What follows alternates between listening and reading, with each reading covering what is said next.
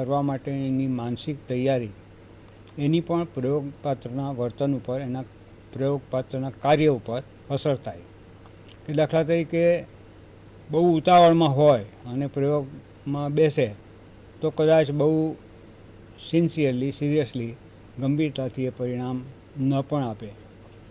અથવા તો પ્રયોગપાત્ર મેં આગળ કહ્યું એ પ્રમાણે હસી મજાકના મૂડમાં હોય અને ત્યારે એની જે સૂચના એને બરાબર સાંભળી, અડધી ના સાંભળી અને તેનો અમલ પછી બરાબર ના કરે તો ધાર્યા પ્રમાણે આપણે પ્રયોગનું પરિણામ મેળવી શકતા નથી.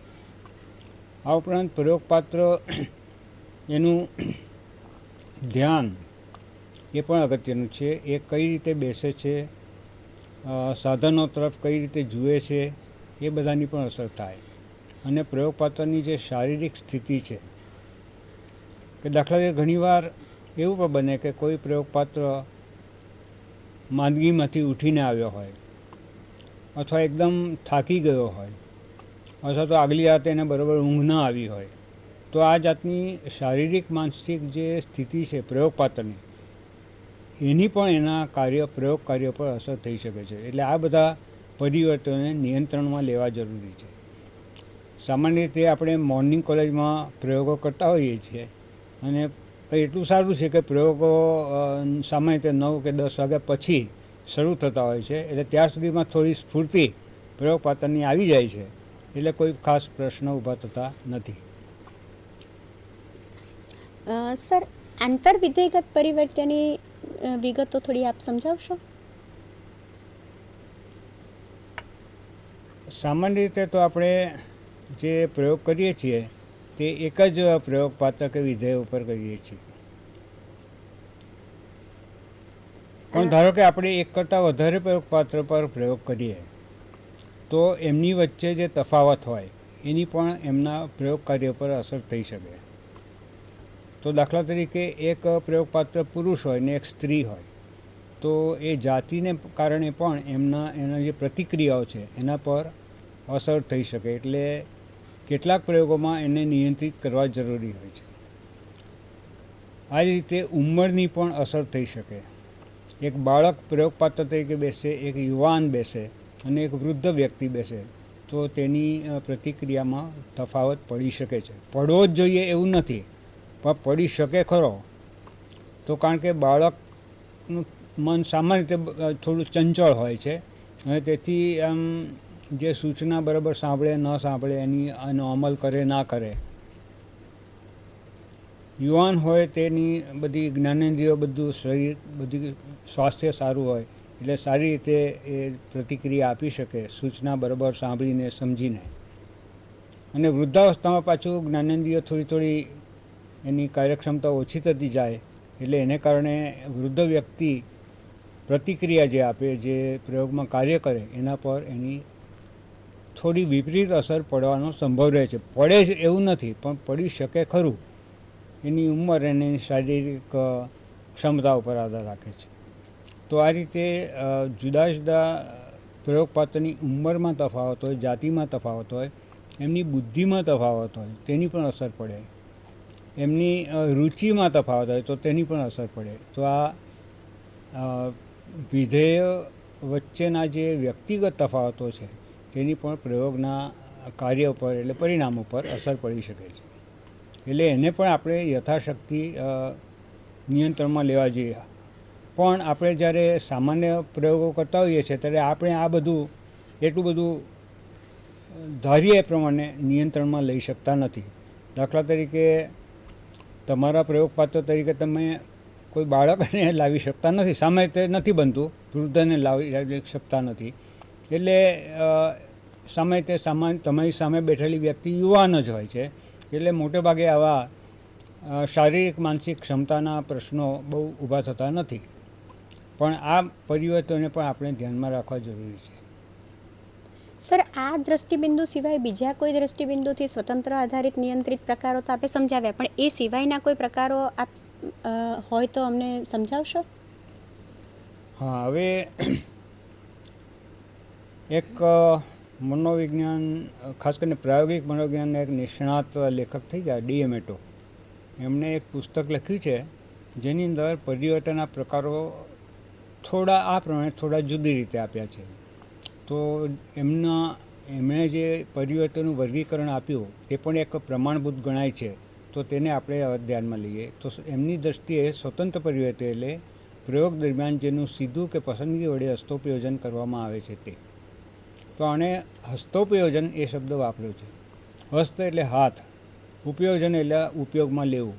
તો પ્રયોગ કરતા જે પરિવર્તનને પોતાના હાથમાં લઈને, પોતાના કાબૂમાં લઈને એનો ઉપયોગ કરે છે તેને આપણે સ્વતંત્ર પરિવર્તન કહીશું.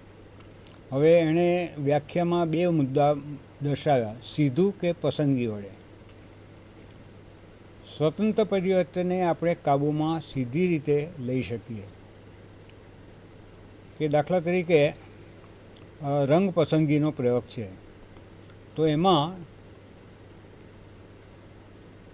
2 પદ્ધતિનો ઉપયોગ કરવામાં આવે છે, ક્રમાંકન પદ્ધતિ અને યુગ્મ તુલના પદ્ધતિ. તો અહીંયા જે સ્વતંત્ર પરિવર્તન છે પદ્ધતિ એ સીધી રીતે કાબૂમાં આવેલું પરિવર્તન છે, કારણ કે પ્રયોગકર્તાએ પોતે જ નક્કી કર્યું કે પહેલા વિભાગમાં ક્રમાંકન પદ્ધતિ દ્વારા પ્રયોગપાત્રની રંગની પસંદગી માપવી અને બીજા વિભાગમાં યુગ્મ તુલના પદ્ધતિ દ્વારા માપવી. પ્રયોગકર્તાએ પોતે નક્કી કર્યું, પોતે પોતાના કમ્પ્લીટ કાબૂમાં લઈ લીધું અને એક જ પ્રયોગપાત્રને બોલાવીને એના પર બંને પદ્ધતિ દ્વારા વારાફરતી રંગની પસંદગી માપી. પણ આપણે ધારીએ તો સ્વતંત્ર પરિવર્તનનું હસ્તોપયોજન પસંદગી દ્વારા પણ કરી શકીએ અને ઘણીવાર કરવું પડે છે. તો દાખલા તરીકે હું એમ જાણવા માગતો હોઉં કે પુરુષો અને સ્ત્રીઓની રંગ પસંદગીમાં કેટલો તફાવત છે.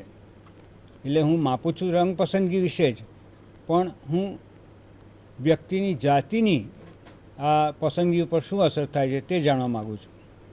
તો એ માટે મારે હવે આમાં તો એવું નથી કે એક વ્યક્તિ પુરુષ હોઈને આપણે જાદુ કરીને સ્ત્રી બનાવી દઈએ અને ફરી પાછું જાદુ કરીને પુરુષ, એવું તો થઈ શકતું નથી.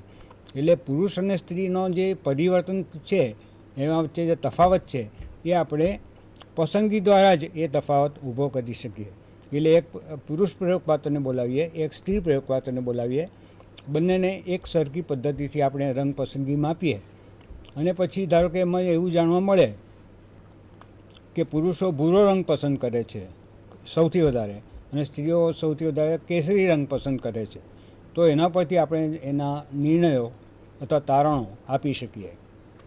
એ જ રીતે પ્રયોગપાત્રની વય અથવા ઉંમર એ પણ સીધી રીતે કંટ્રોલમાં લઈ શકાય એવું પરિવર્તન નથી. આપણે કોઈપણ માણસની ઉંમર આપણી મરજી પ્રમાણે વધારી ઘટાડી શકતા નથી.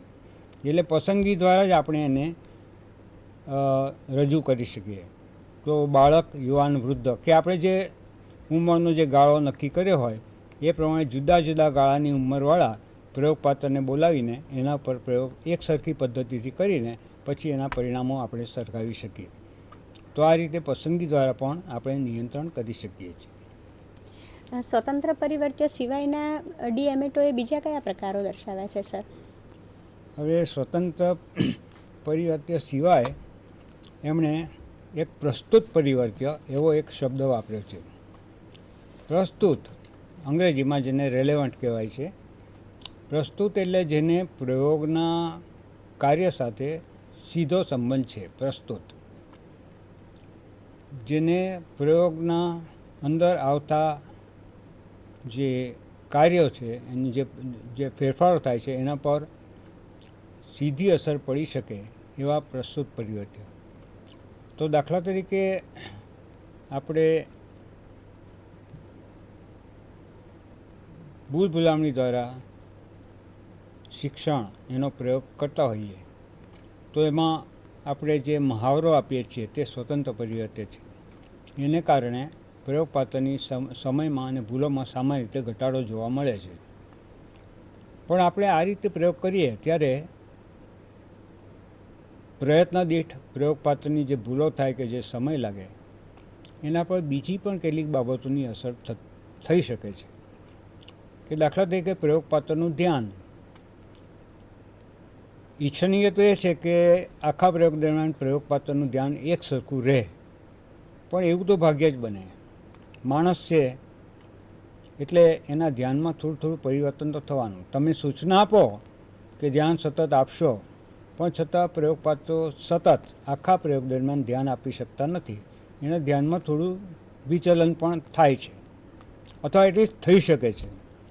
તો એ આપણે નિયંત્રણમાં લેવું જરૂરી છે. પછી એ જ રીતે પ્રયોગપાત્રની બુદ્ધિ અથવા પ્રયોગપાત્રની કાર્યમાં રુચિ, રસ, એની પણ અસર થઈ શકે. પ્રયોગપાત્રની પ્રયોગ કાર્ય કરવા માટેની જે પ્રેરણા છે, ઉત્સાહ છે, એમાં પણ વધઘટ થઈ શકે છે. તો આ બધા પરિવર્તિઓ પણ આપણે અંકુશમાં લેવા જરૂરી છે. પ્રયોગપાત્રને લગતા આ જે પરિવર્તિઓ છે તેને આપણે સંપૂર્ણપણે તો અંકુશમાં લેવા બહુ મુશ્કેલ છે. ના લઈ શકાય એવું નથી, પણ બહુ મુશ્કેલ છે. અને એને માટે પ્રયોગપાત્રને પણ પહેલાંથી તાલીમ આપીને તૈયાર કરવા પડે કે જેથી એ લોકો ધ્યાન સતત આપે, એની પ્રેરણા જળવાઈ રહે. તો એવા પ્રયોગપાત્ર હોય તો પ્રયોગનું પરિણામ સારું આવે. તો આ રીતે આ બધા પરિવર્તનો જે છે, બુદ્ધિ, ધ્યાન, રુચિ, પ્રેરણા, એ આપણા પ્રસ્તુત પરિવર્તન કહેવાય. કારણ કે એ જે પ્રયત્ન દીઠ જે કાર્ય કરે છે, ભૂલો થાય કે એને સમય લાગે, એના પર એની અસર સીધી રીતે થાય છે. તો એને આપણે હૃદય પરિ પર અસર કરી શકે છે, એટલા માટે આપણે એને નિયંત્રણમાં લેવા જરૂરી છે. તો આને બધાને પ્રસ્તુત પરિવર્તન કહેવાય. હવે પ્રસ્તુત પરિવર્ત્ય જેમ હોય એમ પાછા અપ્રસ્તુત પરિવર્ત્ય પણ ડીએમએટોએ બતાવ્યા છે. અપ્રસ્તુત એટલે જે સ્વતંત્ર પરિવર્તન સિવાયના જે અન્ય પરિવર્ત્યો આધારિત પરિવર્તન પર અસર કરવાની શક્યતા ધરાવતા ન હોય તે અપ્રસ્તુત પરિવર્તન કહેવાય. હવે આ અપ્રસ્તુત પરિવર્તન નક્કી કરવાનું કામ થોડુંક વધારે મુશ્કેલ છે. કે દાખલા તરીકે હું એમ માનું કે પ્રયોગપાત્ર TYBAમાં ભણતો હોય કે FYBAમાં ભણતો હોય તો એ કંઈ પ્રસ્તુત નથી. ગમે તે લેવલ પર ભણતો હોય પણ પ્રયોગ કાર્ય ઉપર એની અસર નહીં થાય એવું પ્રયોગ કરતા તે કે હું માની લઉં. પણ ઘણીવાર એ માન્યતા સાચી ન પણ હોય કે SYBA કે FYBAમાં ભણતો વિદ્યાર્થી પ્રયોગપાત્ર તરીકે બેસે ત્યારે એના જ્ઞાનની થોડી મર્યાદા, સાયકોલોજીના જ્ઞાનની થોડી મર્યાદા હોવાથી અને એનો માનસિક વિકાસ એક તો થોડો આગળની કક્ષાએ હોવાથી એ તમારી સૂચનાને બરાબર ના સમજે કે એનો અમલ બરાબર ના કરી શકે એવું બને. તો આ એક ધ્યાનમાં રાખવા જેવી વાત છે. તો હું એમ માની લઉં કે એ અપ્રસ્તુત છે, તે ઘણીવાર મારી માન્યતા સાચી ન પણ નીવડે. પણ બીજી તરફ કેટલાક એવા પણ પરિવર્તનો હોય છે કે જેને આપણે 100% તો નહીં પણ 99% આત્મવિશ્વાસથી કહી શકીએ કે આ પરિવર્તન પ્રયોગ માટે અપ્રસ્તુત છે. દાખલા તરીકે તમે પ્રયોગશાળામાં પ્રયોગ કરો છો એ દરમિયાન તમારા કોલેજના મકાનની ઉપરથી, છત ઉપરથી એક કાગડો પાંખો ફફડાવતો પસાર થાય તો આ પરિવર્તન તો થયું પણ એ પ્રસ્તુત નથી. કારણ કે કાગડો પસાર થયો કે ના થયો તેની તમારા પર, તમારા કાર્ય પર અસર પડવાની નથી. સિવાય કે કાગડો કા બહુ અવાજ કરી નાખે તો કદાચ અસર થાય, પણ કાગડો એમને એમ અવાજ કર્યા વગર પસાર થાય તો તમારા પ્રયોગના પરિણામ ઉપર એની કોઈ અસર પડવાની નથી. એટલે એને અપ્રસ્તુત પરિવર્તન કહેવાય છે. તો આમાં થોડું આપણે આપણો અનુભવ અને જજમેન્ટ એને પ્રયોગ કરતાં પોતાના નિર્ણય શક્તિની એનો ઉપયોગ કરવો પડે. તો આવા અપ્રસ્તુત પરિવર્તનો અને ખાસ થોડી ઉપેક્ષા કરી શકીએ, પણ પ્રસ્તુત પરિવર્તનને ધ્યાનમાં લેવા પડે અને તો જ એ આપણે પ્રયોગ સારી રીતે કર્યો કહેવાય. સાહેબ, અન્ય રીતે જે પ્રકારો પડે છે એના વિશે થોડું માર્ગદર્શન આપશો? હવે ડીએમએટોએ બીજું એક વર્ગીકરણ આપ્યું છે કે જેની અંદર એણે ગુણાત્મક અને સંખ્યાત્મક પરિવર્તન એ રીતે આપ્યું છે. તો ગુણાત્મક પરિવર્તન એટલે જેની અંદર માપન લક્ષણો કે ગુણધર્મો વડે જ થઈ શકે તે ગુણાત્મક પરિવર્તનો કહેવાય કે દાખલા તરીકે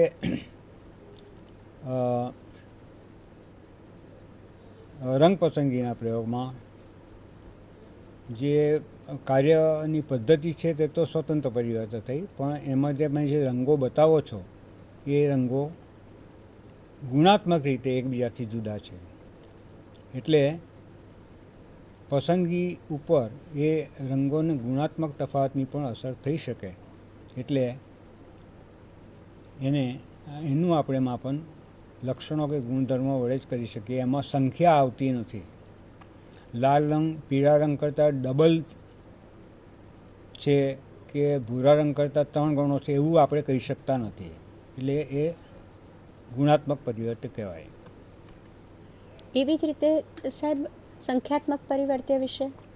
સંખ્યાત્મક પરિવર્ત્ય એવું પરિવર્તન હોય કે જેનો આપણે આંકડા દ્વારા એનો જથ્થાનું માપ લઈ શકીએ, એનું કદ માપી શકીએ, અથવા એનો ક્રમ પહેલો બીજો ત્રીજો એ રીતે માપી શકીએ. તો જે પરિવર્તનમાં આ રીતે મૂલ્ય પ્રમાણે જુદી જુદી શક્યતાઓ હોય તેને પ્રમાણાત્મક કે સંખ્યાત્મક પરિવર્તન કહેવામાં આવે છે.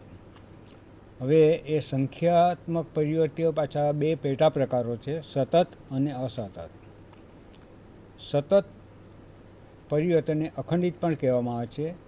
તો જેને સૂક્ષ્મતમ માત્રામાં માપી શકાય એવું પરિવર્તન તે સતત પરિવર્તન છે. એટલે દાખલા તરીકે હમણાં જ આપણે જોયું એ પ્રમાણે સ્ટોપ વોચ અને ખાસ કરીને જે ઇલેક્ટ્રોનિક સ્ટોપ વોચ છે એની મદદથી તમે સેકન્ડના 100મા ભાગ સુધી પણ સમય માપી શકો. મનોવિજ્ઞાનમાં બનતું નથી, પણ બીજા ભૌતિક પ્રયોગશાળામાં એના કરતાં પણ વધારે સૂક્ષ્મ રીતે સેકન્ડનો 1000મો ભાગ કે સેકન્ડના 10,000મા ભાગ કે એનાથી પણ વધારે આગળ સૂક્ષ્મ રીતે એને માપી શકીએ છીએ. તો આ જે છે તેને આપણે સતત અથવા અખંડિત પરિવર્તન કહીએ છીએ. બીજી તરફ અસતત અથવા ખંડિત પરિવર્તન એને કહીએ કે જેમાં અપૂર્ણ મૂલ્યો કાં તો હોતા જ નથી, કાં તો એને માપી શકાતા નથી. હમણાં જે મેં દાખલો આપ્યો એ પ્રમાણે જે રંગો છે તેમાં તમે એનું મૂલ્ય એકબીજાથી તદ્દન જુદું છે. તો અસતતમાં તમે બીજો દાખલો લઈ શકો કે ભૂલભુલામણીના પ્રયોગમાં પ્રયોગપાત્રની જે ભૂલો થાય છે એ ભૂલો પહેલા પ્રયત્નમાં 9, બીજામાં 7, ત્રીજામાં 5, 4, 3, 2, 1 પછી 0. કોઈ જગ્યાએ અડધી ભૂલ કે પોણી ભૂલ એવું